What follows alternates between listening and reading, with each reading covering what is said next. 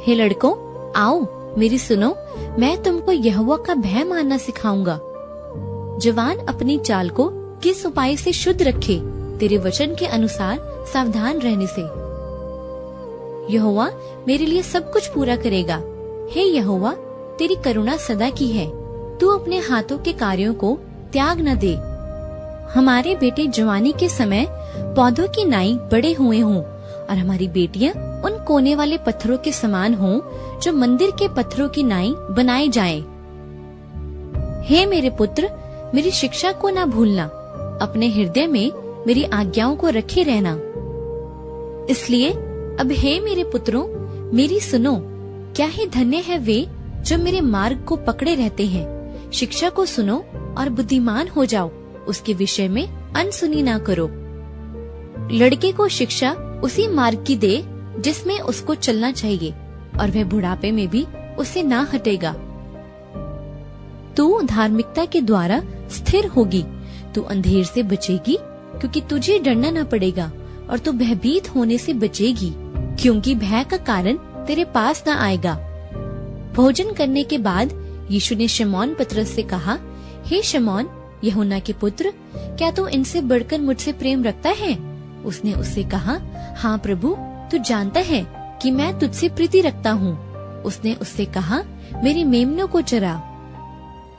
जवानी की अभिलाषाओं से भाग, और जो शुद्ध मन से प्रभु का नाम लेते हैं, उनके साथ धर्म और विश्वास और प्रेम और मेल मिलाप का पीछा कर। मुझे इससे बढ़कर और कोई आनंद नहीं कि मैं सुनूं कि मेरे लड़के बाले सत्य पर चलते हैं, क्योंकि यहोवा जिससे प्रेम रखता है उसको डांटता है, जैसे कि बाप उस बेटे को जिसे वह अधिक चाहता है।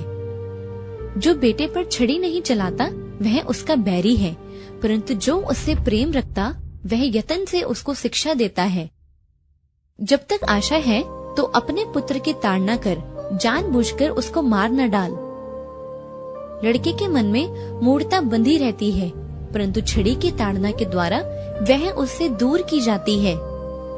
लड़के की ताड़ना ना छोड़ना, क्योंकि यदि तू उसको छड़ी से मारे तो वह ना मरेगा।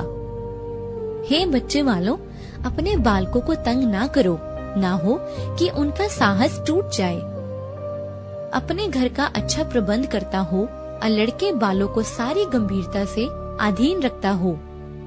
और तुम उस उपदेश को जो तुमको पुत्रों के नाई दिया जाता है भूल गए हो कि हे मेरे पुत्र, प्रभु के ताड़ना को हल्की बात ना जान, और जब वह तुझे घुटके तो हियाव ना छोड़, क्योंकि प्रभु जिससे प्रेम करता है उसकी ताड़ना भी करता है, और जिसे पुत्र बना लेता है उसको कोड़े भी लगाता है। तुम दुख को ताड़ना समझकर सह लो, परमेश्वर तुम्हें पुत्र जानकर तुम्हारे साथ बर्ताव करता है।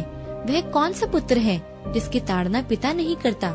यदि वह ताड़ना जिसके भागी सब होते हैं तुम्हारी नहीं हुई, तो तुम पुत्र नहीं पर व्यभिचार की संतान ठहरे।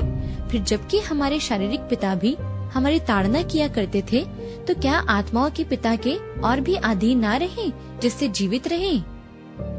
और तू इन्हें अपने बाल बच्चों को समझाकर सिखाया करना, और घर में बैठे मार्ग पर चलते लेटते उठते इनकी चर्चा किया करना। इन बातों को जिनकी आज्ञा मैं तुझे सुनाता हूँ